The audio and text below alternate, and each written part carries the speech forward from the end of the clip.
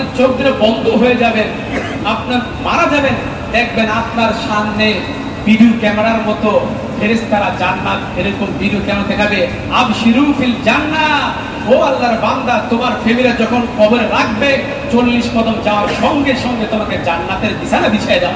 সুবহানাল্লাহ। হ্যাঁ, জান্নাতে যাওয়ার দরকার আছে কি আছে না?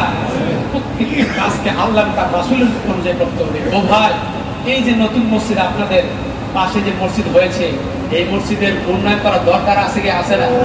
দেখেন আপনি, আমি মসজিদের ভিতরে বসে ফ্যানের নিচে বসে নামাজ পড়তেছি, কত ভাই রাস্তায় দাঁড়িয়ে আছে নামাজ পড়ার জন্য, তাদের কষ্ট হয় না? কথা বলে হয় কি হয় না? আপনি ইসরায়েলের জন্য বদ্ধ করলেন, আর এই সমস্ত ভাইদের জন্য দোয়া করার দরকার আছে না? টাকা দিয়ে, পয়সা দিয়ে, শ্রম দিয়ে, বুদ্ধি দিয়ে যে মসজিদটা কিভাবে বড় করা যায়, দরকার আছে কি আছে না? কথা বলে আছে কি আছে না? তাহলে আমাদেরকে উন্নয়ন করতে হবে। কারণ আমরা যদি উন্নয়ন করি, মসজিদ বানাই, এই মসজিদের জন্য জান্নাতে ঘর বানিয়ে দিবেন কে? মহব্বতে বলে ঘর বানিয়ে দিবেন কে? আল্লাহ নবী বলেন, মান বানা লিল্লাহি মাসজিদান বানাল্লাহু লাহু জান্নাত, বানাল্লাহু লাহু ফিল জান্নাহ। আল্লাহ তাআলা নবী বলেন যে আল্লাহ তাআলা যে ব্যক্তি দুনিয়াতে মসজিদ বানাইলো, আল্লাহ তাআলা তার জন্য জান্নাতের বারাকা বানায় দেন। সুবহানাল্লাহ। কত মানুষ আছে ভাই 3 কোটি 4 কোটি এরকম কোটি কোটি টাকা দিয়ে মসজিদ বানিয়ে দিয়েছে, এই ব্যক্তি কি লস করেছে? কথা বলে লসে পড়েছে?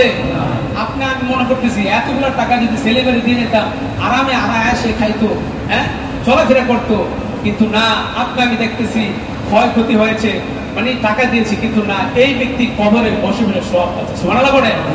এই ব্যক্তি আবারও বলতেছে, আল্লাহ আপনি দুনিয়াতে আমাকে পাঠান, আমি আরো মসজিদ বানিয়ে দিয়ে আসবো। সুবহানাল্লাহ। নেকের কাজ করা দরকার আছে কি আছে না ভাই?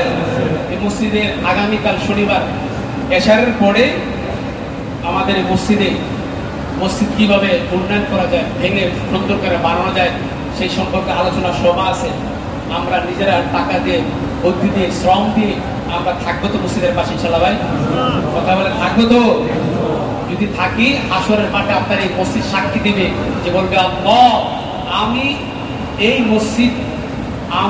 মসজিদ অর্থাৎ আবু হাজি 3 নাম্বার মসজিদ, এই মসজিদ আমাকে বানিয়েছে, অতএব তার টাকা দিয়ে বানানোর কারণে তুমি তাকে জান্নাত দিয়ে দাও। সুবহানাল্লাহ। তাহলে আসুন আমরা প্রত্যেকেই আগামীকাল শনিবার এশার নামাজের পর আলোচনা মত বিনিময় সবার আয়োজন করা হয়েছে। আমরা ইনশাআল্লাহ যারা পারে, যারা কি সবাই আসবে ইনশাআল্লাহ। আরে ভাই, আপনার একটা কথার মাধ্যমে যদি বলেন যে ভাই এটা এইভাবে করেন, আমি এত টাকা দিব, এত টাকা দিয়ে আমি সহযোগিতা করবো, এটা কবুল করবেন কে? আপনার মনেরটা দেখবে, মনে কি আছে সেটা দেখবে।